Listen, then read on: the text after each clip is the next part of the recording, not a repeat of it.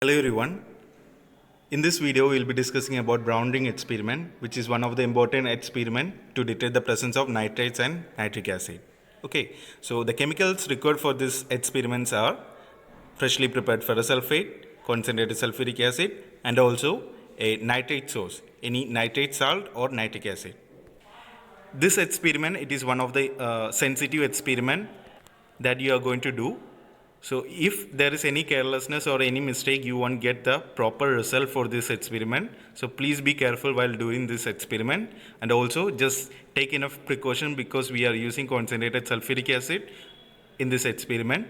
So you must be extremely careful when you are pouring concentrated sulfuric acid.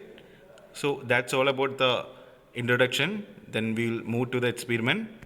Freshly prepared ferrous sulfate.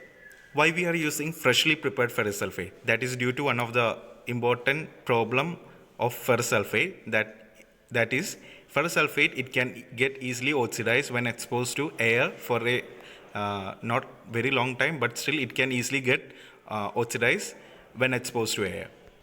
This is one of the newly opened bottle of ferrous sulfate. Let's see what is the color of the salt. So as you have studied before, Fe2 plus salt, they are having a slight greenish color. So ferrous sulfate, it is also having a slight greenish shade. Okay. Now in this bottle, we are having old ferrous sulfate, which was kept for very long time. So let's see the color. The color of this salt, it is reddish brown. It means that you can see the bottle label also, both are ferrous sulfate. Okay, so the problem is this: the second bottle, it was exposed to air, or it was exposed to continuous oxidation for very long time. Because of that reason, Fe2 plus salt, that is ferrous sulfate salt that is present in the ferrous sulfate, it got oxidized to ferric sulfate. Okay, so the reason why we are taking freshly prepared ferrous sulfate, that is to avoid the presence of Fe3 plus salt. Now we have taken ferrous sulfate in the test tube. Now we are going to add dilute sulfuric acid to prepare freshly prepared ferrous sulfate. Adding dilute sulfuric acid into ferrous sulfate, it will convert any Fe3 plus salt that is present in the salt back to Fe2 plus. Okay.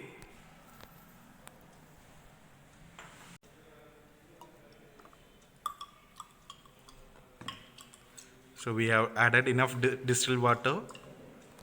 So we'll get a slight greenish solution of freshly prepared ferrous sulfate.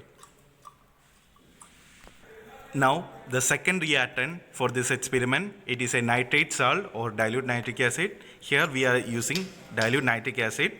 The dilute nitric acid, the amount of dilute nitric acid that we are using, it is 1:1 ratio. Okay, so almost same amount of dilute nitric acid is required for this experiment.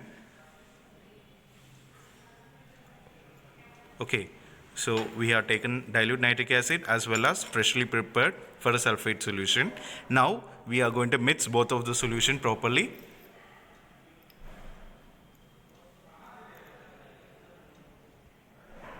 Okay, now we are supposed to shake it properly. So this experiment, it is having one last step, that is to add concentrated sulfuric acid carefully along the sides of the test tube. Okay, so we are going for the last step, that is to add the concentrated sulfuric acid. So before adding the concentrated sulfuric acid, we are supposed to keep the test tube inclined so that, okay, so the test tube is kept in an inclined position. Now we are going to add concentrated sulfuric acid drop by drop carefully along the sides.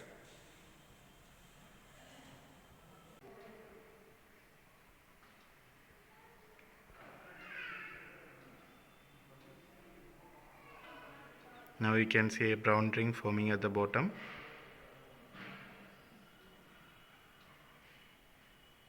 You must be extremely careful when you are doing it. If you are shaking or tilting carelessly, you won't get the proper brown ring.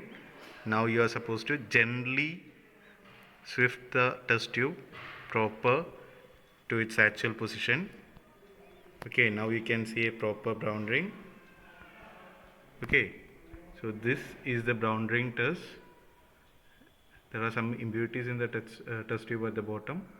Okay, so that brown ring that you're observing, that is due to the presence of nitrate. So this is another brown ring test that we have done. This have got one of the perfect brown ring. So it will be only this much. The ring will be only this much in size. It is a brown ring, not a brown solution or something. Okay, so if you are shaking it slowly, you can see the difference. Okay, so the brown ring, it is getting thicker.